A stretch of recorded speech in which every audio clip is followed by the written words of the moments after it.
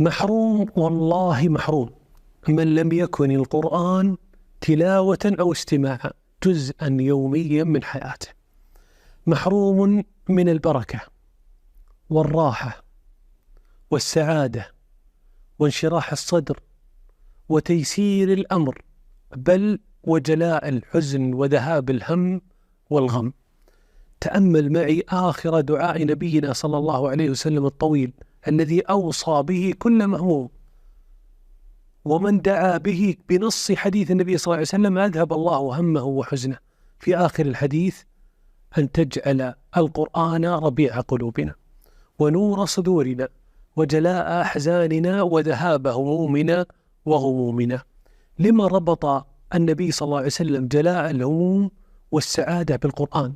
لأنك إذا ربطت السعادة بأي شيء في الدنيا سيذهب عنك أو ستذهب عنه. كل من عليها فان ويبقى وجه ربك ذي الجلال والإكرام. أما القرآن فهو بين يديك تتلوه آناء الليل وأطراف النهار. فاللهم اجعل القرآن ربيع قلوبنا ونور صدورنا وجلاء أحزاننا وذهاب همومنا.